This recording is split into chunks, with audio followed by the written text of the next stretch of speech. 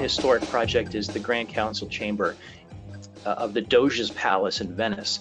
This happens to be the largest room in all of Europe, and the scale of this room is about 14,000 square feet. It's a column-free room, and I'm going to quickly flip over to my internet browser. You can go onto Google Maps and do a 360 view of the room. You can look at the ceiling, the artwork, but who wants to look at the art on the ceiling when you can look down and look at this amazing cement terrazzo?